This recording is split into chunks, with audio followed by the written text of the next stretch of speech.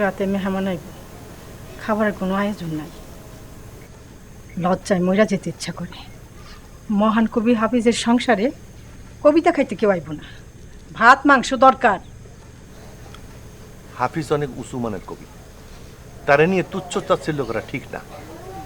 তবে মস্করা করে হলেও আমার সঙ্গে তার যখন তুলনা করছো সেটা ভালোই লাগতেছে।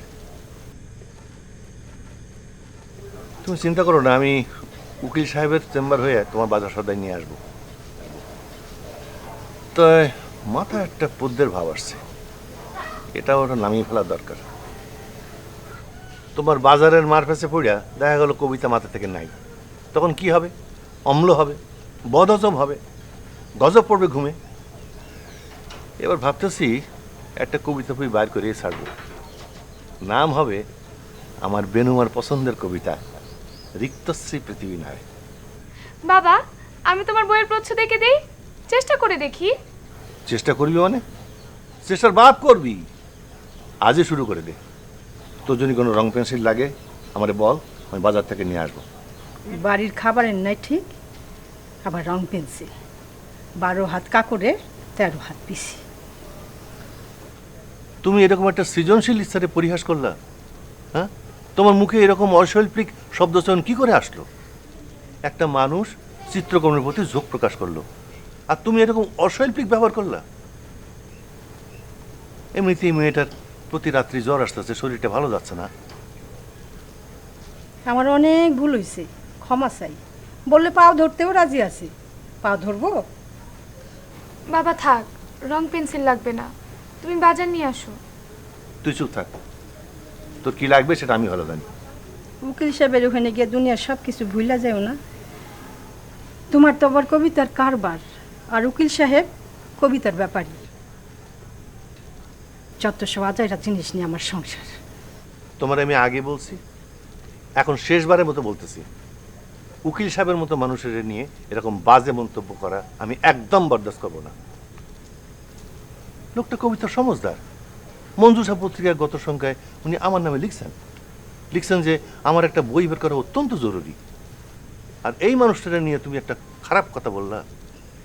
আমার তো তোমার যন্ত্রণায় গৃহত্যাগ করতে ইচ্ছে করতেছে। সংসার আমার ভালো লাগে না। গত 15 বছর ধরে গৃহত্যাগ করার কথা শুনতেছি, একবারও কি পারছো? তোমার কবিতার যন্ত্রণায় আমারই মনে হয় গৃহত্যাগ করি।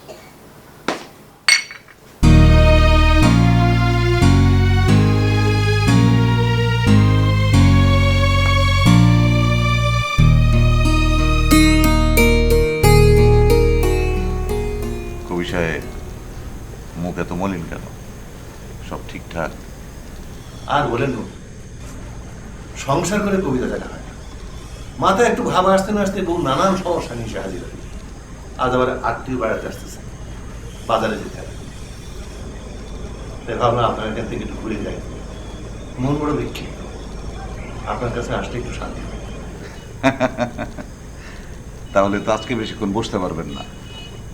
সন্ধ্যায় সন্ধ্যায় বাজারে ঢুকে পড়েন, নইলে ভালো কিছু পাবেন না।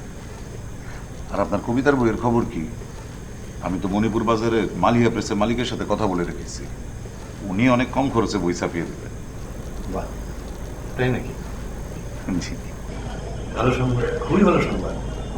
আমি কালই ওনার কাছে যাব। কম প্রকাশকের কাছে তো গেলাম না, কেউ কবিতার বই ছাপাতে চায় না, মানে বাজারে কবিতা নাকি কদর নেই। একজন তো মুখের উপর পড়িয়ে দিল নিজের খরচে ছাপা। আপনি বইয়ের পাণ্ডুলিপি নিয়ে কালকেই চলে যান, প্রুফ দেখার কাজটা শুরু হোক।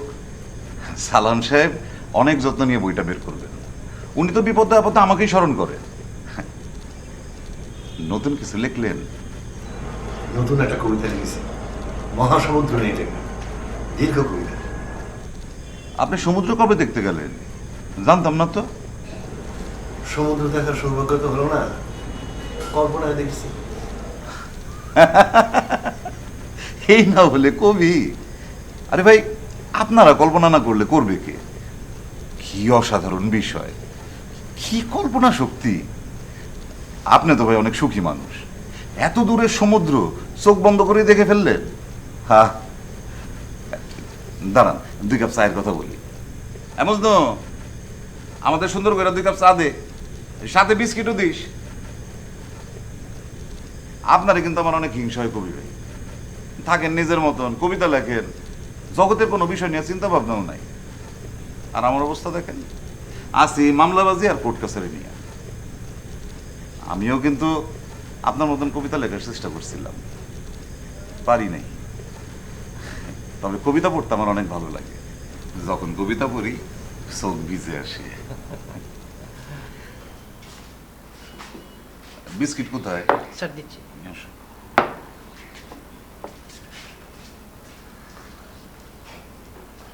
আপনার সাথে বসে চা খেতে যে কি ভালো লাগে। অন্য কোথাও গিয়ে চা খেয়ে ভালো লাগে না, কথা বলেও আরাম পাই না। আপনি সজ্জন মানুষ, আপনার কথা আমার কবিতার বইতে অবশ্যই লিখব। কি যে বলেন, আপনি চা খেয়ে তাড়াতাড়ি বাজারে যান, নইলে পরে বাড়িতে গিয়ে কথা শুনতে হবে। এই তো করছি।